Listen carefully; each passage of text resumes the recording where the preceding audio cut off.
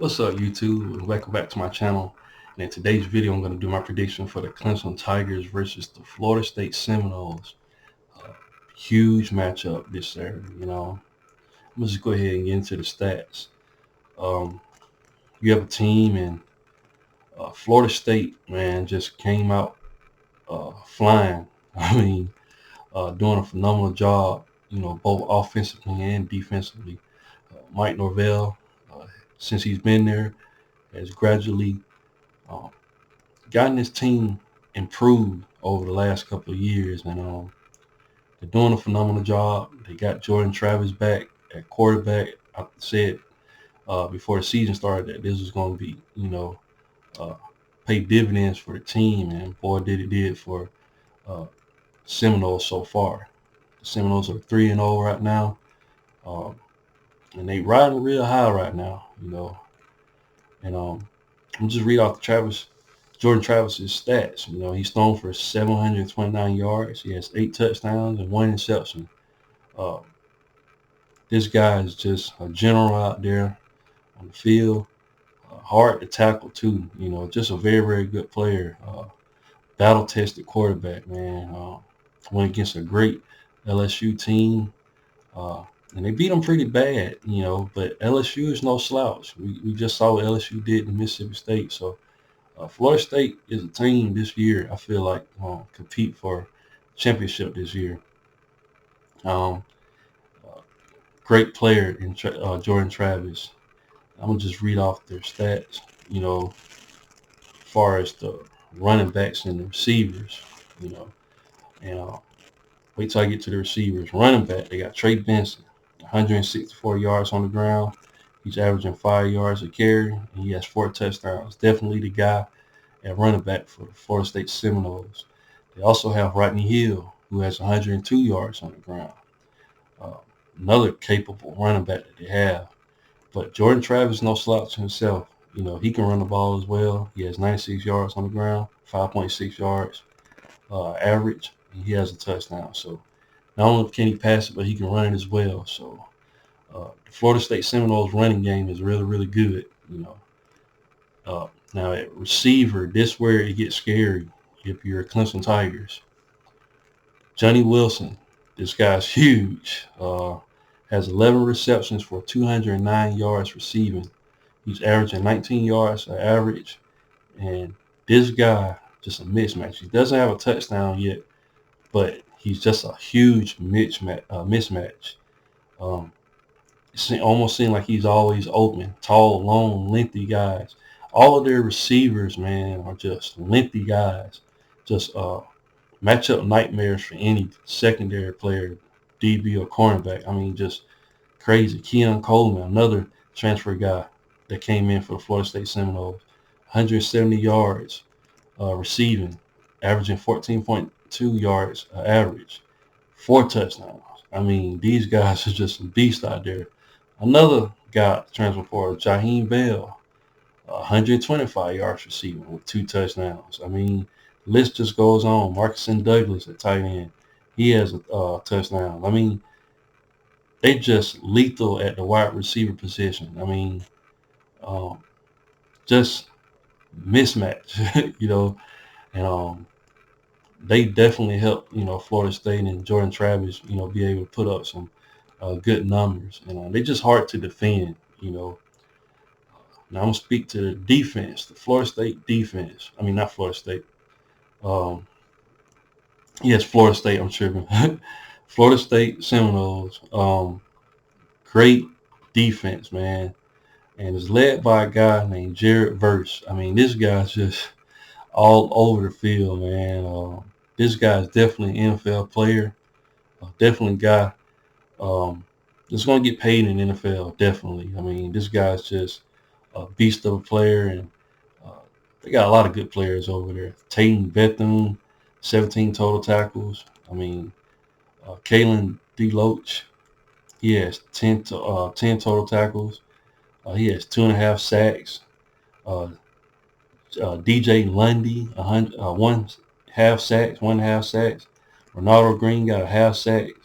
Um, just a lot of sacks, man. 8 sacks on the season for the Florida State Seminoles. Very disruptive defense.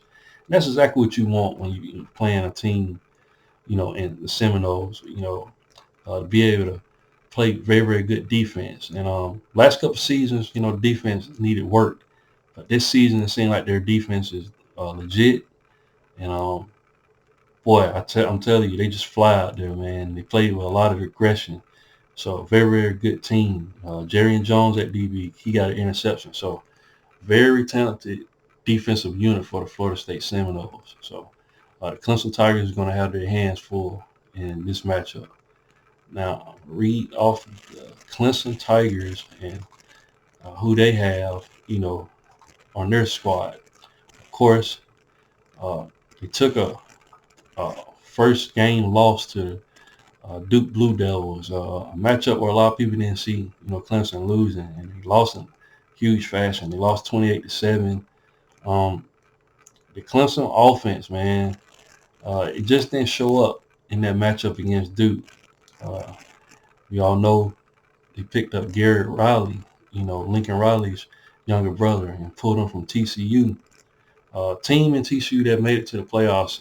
Granted, they didn't even, they scored, I think, once on the Georgia Bulldogs, but we all thought it's just a great Georgia defense. But Duke was able to shut them down as well, and had a lot of people wondering, what was going on with the Clemson Tigers. But they did rebound in their last matchup, was able to put up some points. But it's going to be interesting to see what happens in this matchup against the Florida State Seminoles. But the guy leading the pack for the Clemson Tigers is Cade Klubnik. A lot of people was wanting this guy to start last season for Clemson Tigers, and he was able to get some playing time last year, and this year's his first year actually starting. So, great quarterback. He's thrown for 693 yards. His complete percentage is 66.4, so that's really good. He has 8 touchdowns and 2 interceptions. So, very good quarterback in my opinion. Definitely somebody that, Dabo Swinney would like, to be leading the pack for the Clemson Tigers. Running back, he got help in the backfield with Will Shipley.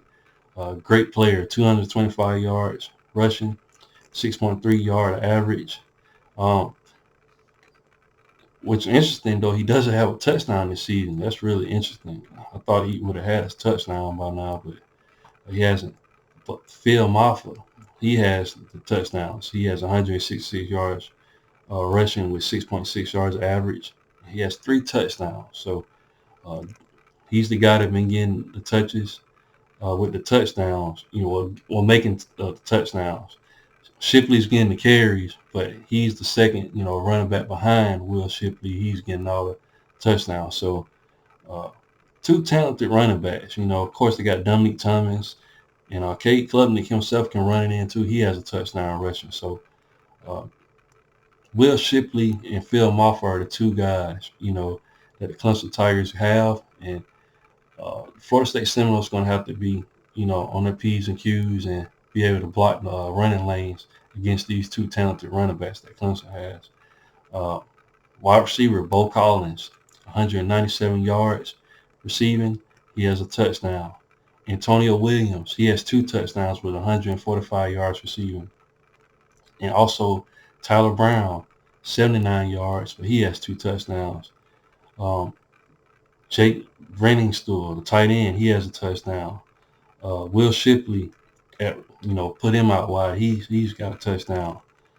Josh Sapp, another tight end. So Clemson is getting their tight ends more involved, this year, besides just the wide receivers. So great addition with Garrett Riley, utilizing the tight ends more often.